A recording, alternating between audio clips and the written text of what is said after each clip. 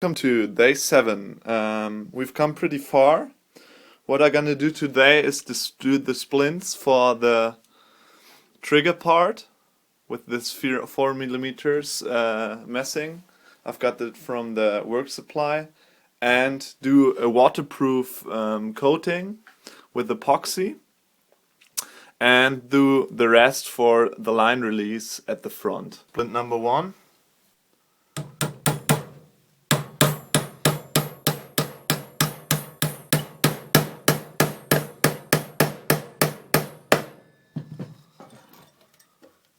Perfect. Splint number 2.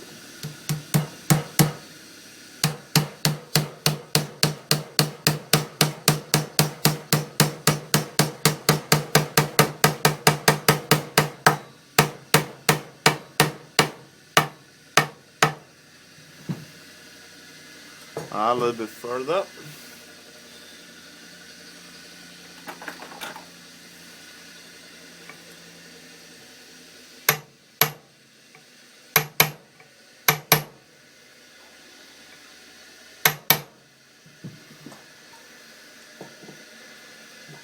A little bit more.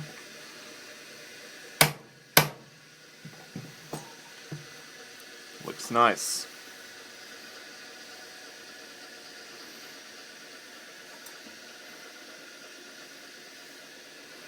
How nice that works. Fixed release.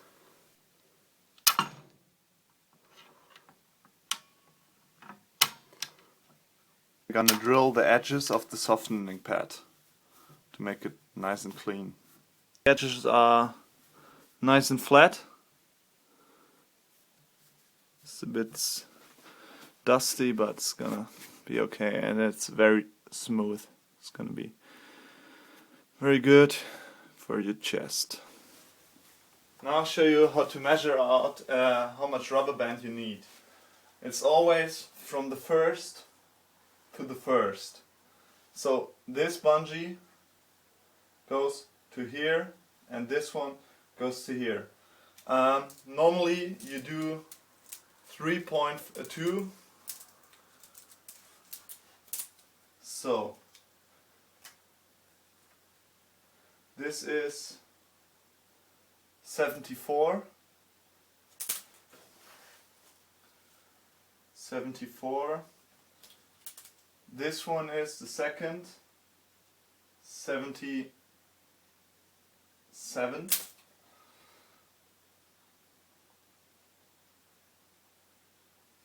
So you're gonna divide this through 3.2, and then you got the length of one rubber band side. So you're gonna double it. So you got both sides plus 1 or 2 centimeters for the middle. So this is the mathematics from hole 1 to shark fin 1. It's 74 centimeters divided to 3.2. This is for normal rubber bands. So this is 23 centimeters multiplied by 2, because you have 2 sides. This is 46 centimeters for hole 1, 2, hole 2, plus 1.5 for the middle. And this is the same for from hole 2 to shark fin 2. So you got these 47 and 49. Don't forget that you insert the dyneema, so it's gonna be a little bit more.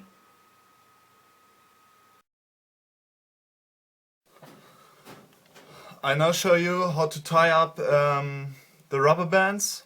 This is what you need, the insertions for the rubber band. I got these from Blue Tack.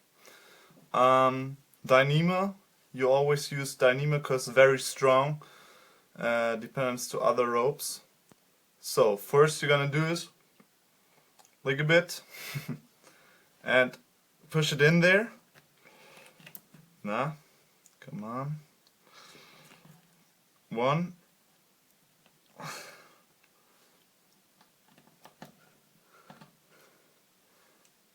Look that the opening is on the side, on the outside of the bending of the rubber band. So now it's in there.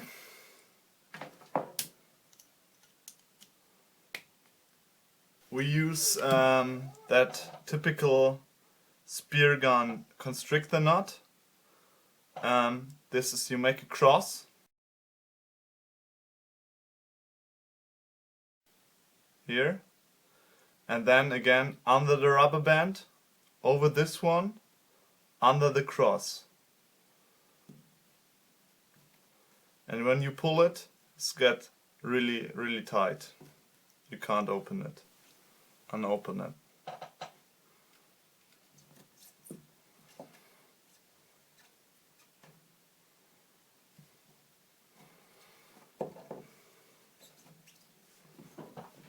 Now you cut it once here. This you can use for the dynamo later, and once here. And now find the edges with the fire.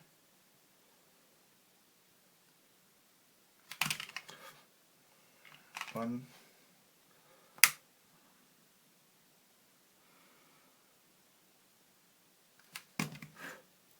And two. And now you use the nail scissor.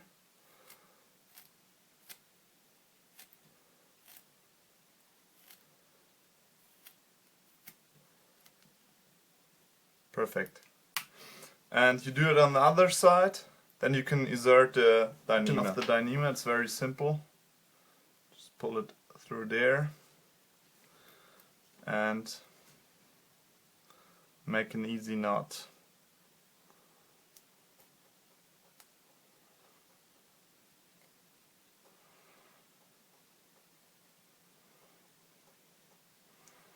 Now look.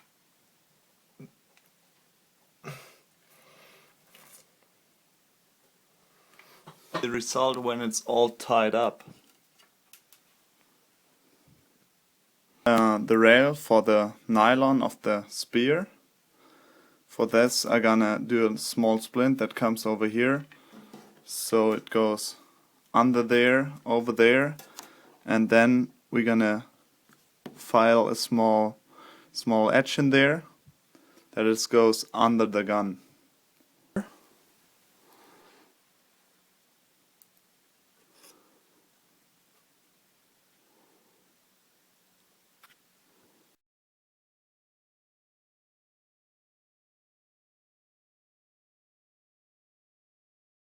So this is the product.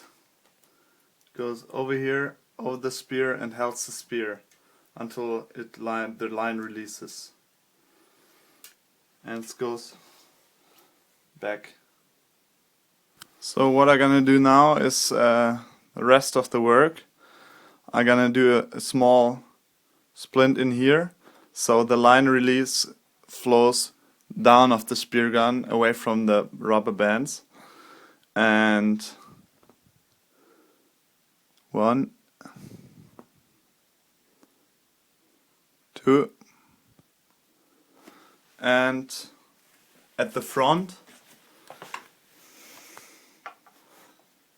we need a small splint where the band from the reel is gonna be inserted. One and two. Here. Perfect. And one at the top.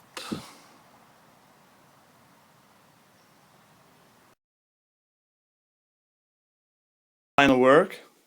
I'm gonna disassemble the whole gun, all parts, here and so on, to smoothen it up with 120 sandpaper for a nice touchy surface. It's disassembled, and sand it up with the sandpaper. It's really nice. And now I'm gonna coat it with a small layer of epoxy. You can teak wood, don't need epoxy, you can just oil it, but I like the color when you epoxy it, and it's gonna fill up some small ditches in there.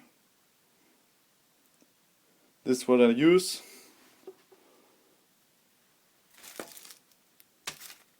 And I want to spray my own design on there. It's Pescatore, it's Italian for fishing man, and for this reason I got these needles to hold it down, the paper, and now I'm gonna spray it with black color.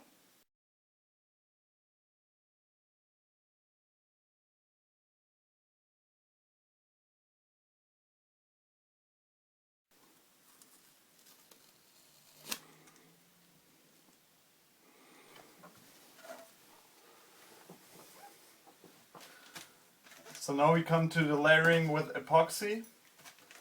I'm gonna use about 60 milliliters.